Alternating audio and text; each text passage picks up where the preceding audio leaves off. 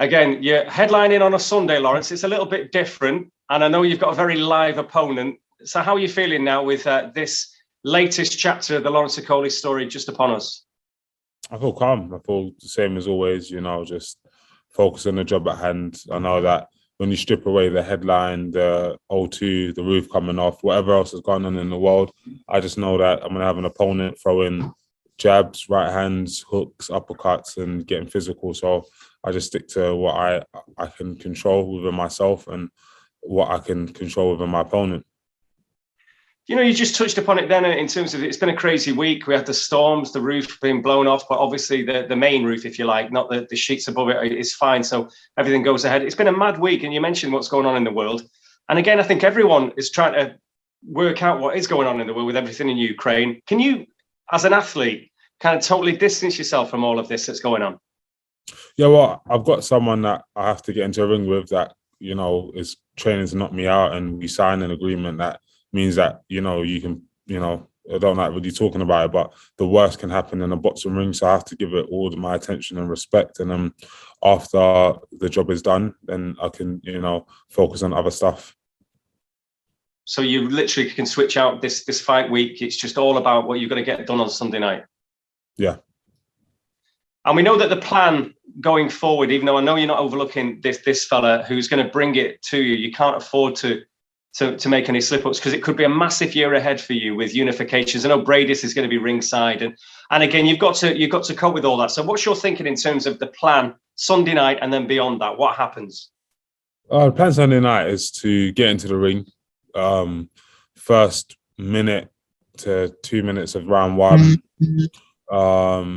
Sort of gauge what my opponent's game plan is while maintaining the distance, and jab, if we get on the inside, get extremely physical with him immediately. Allow him to understand that he's in there with a champion. And as much as everyone's talked about how stiff a competition he is, I am obviously going to be the most dangerous person he's got in the ring with, the most athletic, the most experienced, maybe outside of Makabu, but I would knock Makabu out. So I'll be the best person he's ever been in the ring with. So it'd be good for him to experience that. He is super confident, isn't he?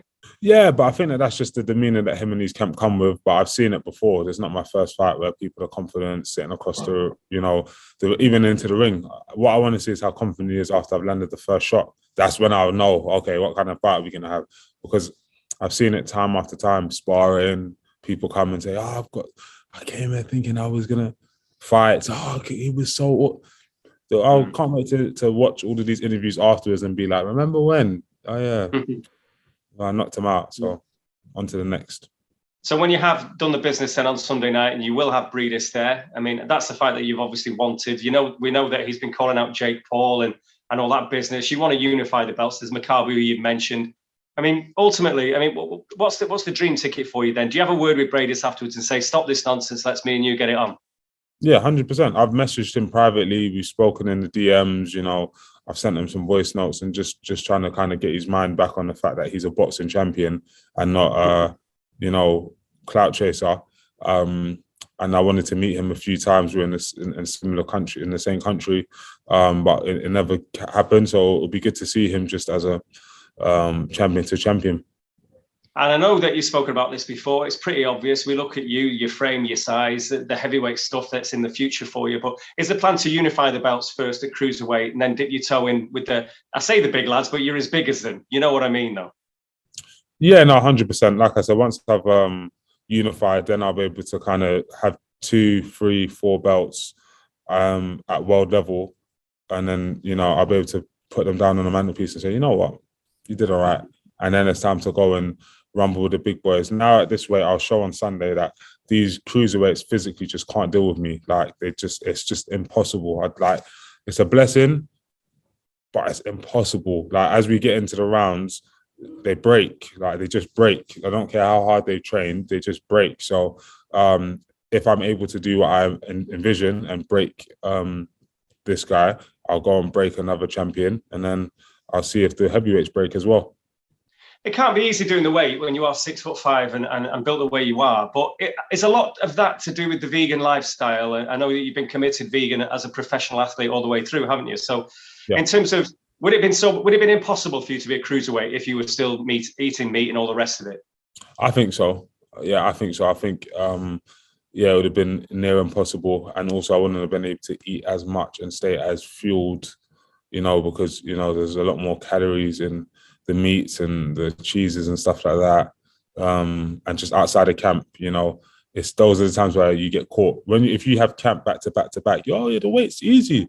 But it's when you have the time off and then you go, I have a medium rare steak, please. Okay, that's when it gets added on. Do you know what I'm saying?